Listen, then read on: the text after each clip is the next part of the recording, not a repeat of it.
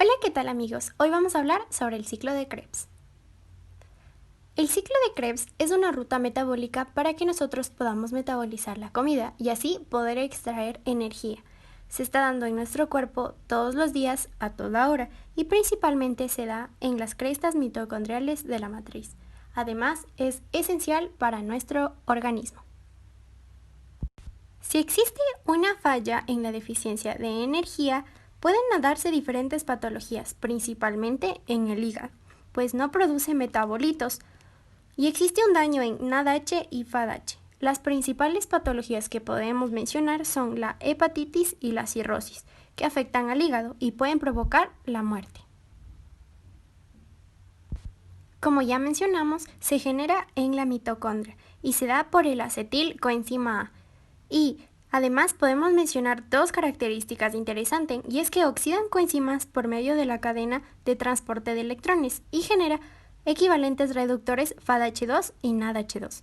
Además, el metabolismo convergente se va generando y genera moléculas fundamentales para la creación de otros metabolismos. El ciclo inicia cuando el coenzima A, la cual es generada por el catabolismo de carbohidratos, lípidos y proteínas, reacciona con el oxalacetato. Las dos moléculas de coenzima A y las 4 moléculas de carbono de oxalacetato generan un citrato de 6 moléculas. Además, debemos mencionar que el oxalacetato tiene una función catalítica.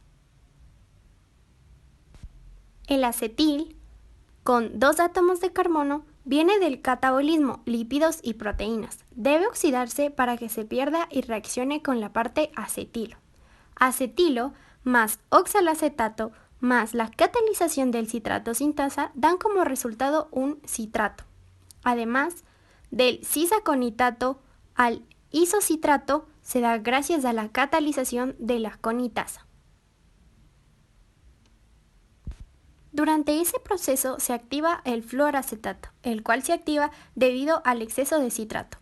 Este bloquea el paso del citrato al cisaconitato. Entonces, la mitocondria genera un metabolismo adyacente para el exceso de citrato y así pueda surgir la lipogénesis, la cual ayuda con el exceso de grasa. Luego de eso, el isocitrato pasa al oxilosuccinato gracias a la catalización del isocitrato deshidrogenasa. Y aquí es cuando ocurre la primera molécula de NADH que se une a la cadena respiratoria durante otro proceso. Luego de eso, el oxilosuccinato pasa al cetoglutarato gracias a que es catalizado por el isocitrato deshidrogenasa. Y aquí se expone el CO2 y se lo elimina, puesto que es un producto de desecho, dando como resultado el alfa-cetoglutarato en este proceso. Por consiguiente, tenemos de alfa-cetoglutarato pasará a formar el succinilcoenzima A. Aquí existen tres características fundamentales. La primera es que se genera la segunda molécula de NADH.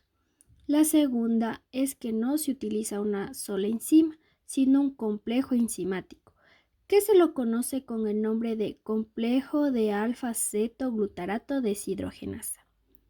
Y la tercera característica es que se utiliza la arsenita, la cual puede bloquear el paso de alfa-cetoglutarato a succinilcoenzima A. Y por último, se elimina la segunda molécula de CO2.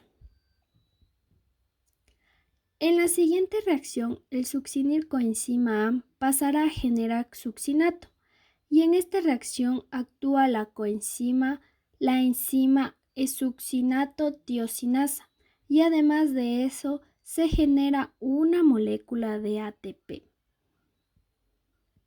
Ahora vamos a pasar de succinato a fumarato. Si recuerdan, esta reacción generaba el FADH2, el cual después activaba la cadena respiratoria en el complejo 2. También encontramos al malonato, que es un veneno que puede bloquear el paso de succinato a fumarato y posteriormente bloquear el complejo 2. En la siguiente reacción pasa de fumarato a L-malato y la enzima que cataliza la reacción es la fumarasa.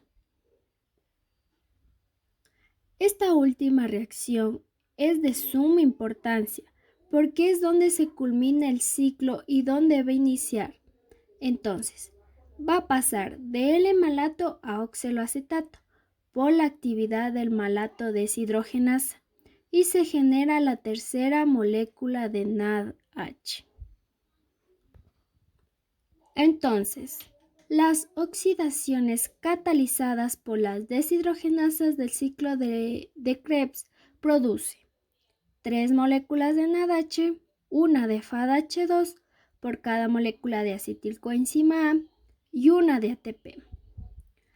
Por cada vuelta del ciclo del ácido cítrico se forman 10 ATP, pero se preguntarán por qué.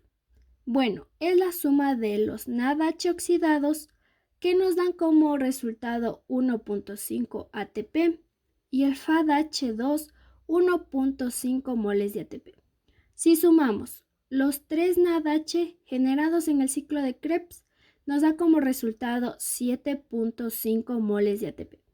Y con el 1.5 moles de ATP del FADH2 más el 1 ATP que generamos dentro del ciclo del ácido cítrico, nos da como resultado 10 ATP. Muchas gracias por su atención.